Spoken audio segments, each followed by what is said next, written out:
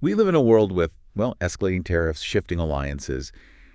It's complicated. Definitely. And the question is, how do two, historic partners like India and the UK carve out a new economic path together? Well, that's really the core question behind this big new agreement they've just signed, isn't it? The Comprehensive Economic and Trade Agreement, or CETA. Exactly. Signed July 24th, 2025. And that massive deal is what we're diving deep into today. It really is a landmark moment. I mean, it goes way beyond just a standard trade deal. Right. And our mission here in this deep dive is really to unpack what this actually means for both countries, yes, but also for the global trade picture. And for you listening, what's the impact? Precisely. We'll look at the, frankly, years of hard work that went into this. That wasn't overnight. Not at all. And the pretty ambitious vision behind it all. And speaking of ambition, just think about the setting for the signing. Checkers. The Prime Minister's country residence, yeah. With Prime Minister Starmer and India's Prime Minister Modi. And Modi called it a historic day. He said it's not just an economic partnership, but a plan for shared prosperity. That's a powerful phrase, shared prosperity. It signals something much bigger than just, shifting goods around. It really does. And Prime Minister Starmer, he kind of echoed that, didn't he? Calling it the most important deal after Brexit for the UK. The most important. That's quite a statement. Absolutely. And if zoom out a bit, look at the context. This signing happened while the global trade scene is, well, pretty volatile. You can say that again? You've got threats of reciprocal tariffs from the U.S. under President Trump, tit-for-tat tariffs. Right. Often protectionist moves. Exactly. And India, meanwhile, has been actively trying to get its own trade deals sorted with the U.S. They were even hoping for some kind of interim pact before those potential Trump tariffs hit.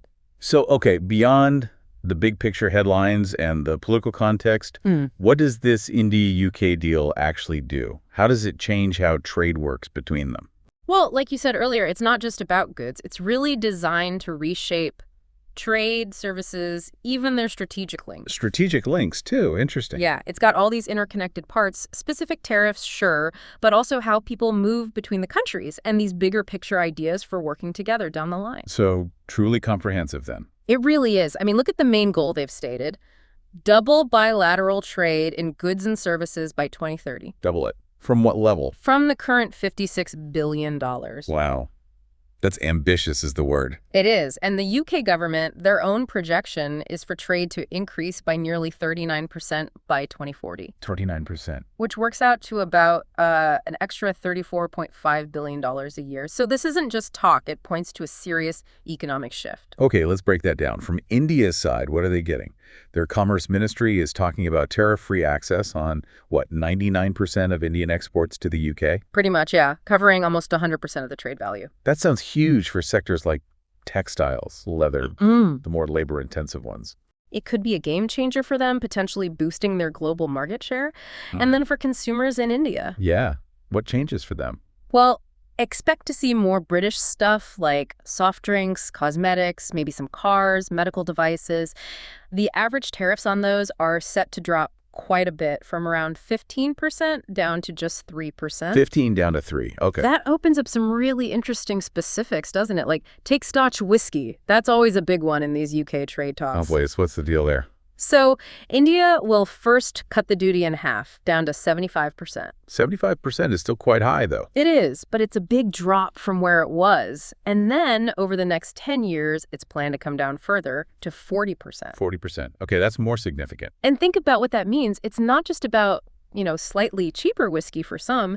It's a massive strategic opening for a key UK export. Right, it could really shift drinking patterns in India, maybe, and boost the UK regions involved in making it. Exactly. It's a classic example of a targeted export win for the UK side. Okay, so whiskey highlights the UK export focus. Let's switch gears. What about the other way around? British cars coming into India. That's another sector often in the spotlight. Oh, yes, the automotive question. India is set to lower import duties on British cars. But how much and how fast? Yeah. Because those duties can be incredibly high, especially on luxury models. They can be over 100%, yeah. The plan is to bring them down over 15 years, eventually reaching just 10%. 10%. Over 15 years. That's a long phase in. It is. And here's a really interesting detail. That lower rate, the 10%, it won't apply to unlimited numbers of cars. Oh, there's a cap. Yes. Initially, it applies to only 10,000 units per year. Just 10,000. And that number rises, but only up to 19,000 units in the fifth year. That unit cap. That feels like more than just a simple concession. What's the thinking there? Well, it seems like India's way of carefully managing things. It lets them test the market demand for British cars Yeah. and also control the impact on their own domestic car makers. It's sort of a strategic protectionist element within this broader free trade deal. Clever. Access, but controlled access. So it doesn't overwhelm local industries straight away. Exactly. Could be a model for other developing nations, maybe? It's definitely a calculated move.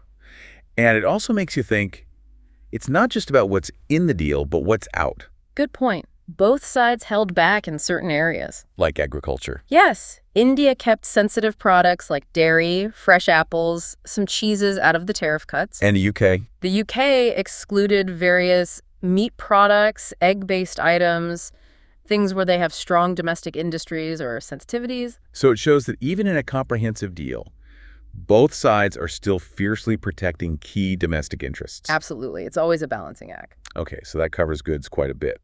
What about the movement of people, services? That's always huge, especially for the UK post-Brexit. A massive part of the negotiations, yes. The agreement ensures no caps on the number of UK service providers going to India. No caps at all. Generally, no. Though India did keep some regulatory control, some carve-outs in sensitive areas like, say, legal services or things touching on national security. Makes sense. A balance between wanting that professional mobility but keeping sovereign control. Precisely. Now, on the flip side, the UK's offer to India on services, it's been described as, well, more cautious. Cautious how? It does grant rights for Indian companies to set up shop in the UK in sectors like IT services, consultancy, things like that. Okay. But its commitments on people actually moving temporarily for work are, let's say, quite modest. So not wide open doors for professionals. Not exactly. There's a specific annual quota, 1,800 places for temporary entry for traditional chefs, classical musicians, yoga instructors. Chefs, musicians, yoga instructors. Interesting niche category. They are. But significantly, there's no binding commitment on broader visa categories, like for IT professionals, which India was likely pushing for. Why the caution from the UK side there, do you think? It probably reflects concerns back home about domestic job markets and fitting things within their existing immigration and regulatory frameworks post-Brexit. Okay, that makes sense. Now, there was something else related to services. Less obvious maybe, but sounded quite impactful. The Double Contributions Convention. Yes. That's actually a really significant piece, though maybe less headline-grabbing. What does it do exactly? Essentially, it means workers from India or the UK, if they're working temporarily in the other country for up to 3 years, they'll only have to pay Social Security contributions in their home country, not both. So no double payments. That must save companies and individuals quite a bit. A huge amount. Prime Minister Modi actually said this specific part would inject new energy into the services sectors, thinking especially about tech and finance. So beyond just saving money, this feels like, well, a statement about how important skilled international workers are now. I think so, yeah. It recognizes that in this knowledge-based economy, getting talent to move easily is almost as crucial as getting goods across borders. Absolutely. It makes it smoother, cheaper, more practical for professionals to work internationally, even short-term. It's a real step towards deeper integration. Deeper integration. Right. And it sounds like this goes beyond just economics, too. You mentioned strategic partnerships earlier. There's this Vision 2035 document. Yeah, both countries unveiled this alongside the trade deal. It's meant to be a roadmap to give, as they put it, new momentum and energy to the strategic partnership. Strategic partnership covering what? Pretty much everything. Technology, defense, climate change, education, people-to-people links, the whole spectrum. Defense, too. What does that involve? Well, there's a defense industrial roadmap mentioned. The aim seems to be fostering joint development, maybe in areas like AI. Wow, co-developing military tech. Potentially, yes. Yeah. Co-designing, co-producing future hardware. It suggests integrating their tech capabilities at a really fundamental level. It's about building a strong, trustworthy, and ambitious partnership. Trustworthy and ambitious. Yeah. And I heard Prime Minister Modi used a cricket analogy. You have to love that for India and the UK. He did. It was quite perfect, wasn't it? He said something like, there may be a swing, a miss at times, but we always play with a straight bat. Ah, brilliant. And that they're committed to building a high-scoring, solid partnership. Playing with a straight bat, high-scoring partnership. It paints a picture, doesn't it? Suggests they're in it for the long haul, not just quick wins. Exactly. A long innings, a team effort. And beyond the trade and strategy, they also apparently discussed global stability issues. Like what? Things like the Indo-Pacific region, the ongoing conflict in Ukraine, the situation in West Asia. So aligning on major geopolitical issues, too. Seems so. And Modi specifically thanked the UK government for strongly condemning that terrorist attack back in April in Pahalgam. Oh, yes, I remember that. He emphasized their unity against terrorism and extremist ideologies. Adds another layer to the relationship. Okay, so let's try and pull all these threads together. We've covered a lot of ground. If we recap the core insights from this, well, this massive deal. Right. The India-UK Comprehensive Economic and Trade Agreement. The key takeaway is that word. Comprehensive. It's way more than just trading goods. Definitely. And that big, ambitious goal, double bilateral trade in goods and services. From $56 billion now. By 2030. Plus the UK's own projection of that nearly 39% trade increase by 2040. Big numbers. Huge numbers. And the deal itself weaves together all those different strands we talked about. Yeah, the specific tariff cuts, whiskey, cars, other goods. The crucial rules around the movement of people, even with those careful UK limits. And that important, maybe underappreciated, double contributions convention for Social Security. Exactly. And it's all kind of framed by that Vision 2035 document. Aiming for that strong, trustworthy, ambitious partnership across tech, defense, climate, education. And just deepening the connections between people in both countries. It really feels like a blueprint for a much deeper, much more integrated relationship. So what here? The real significance is it feels pretty immense, doesn't it? I think so.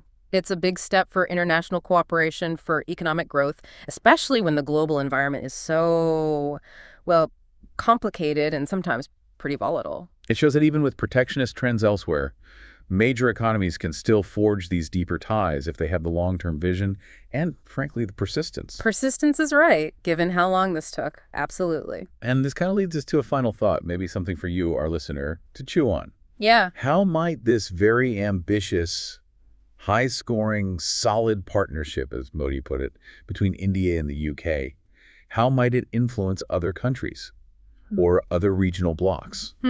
Interesting question.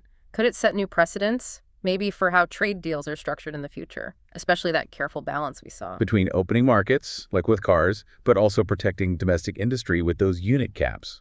Exactly. Could that become a more common model? And beyond just the economics, what other ripple effects might we see as these two big economies get closer across defense, tech, education?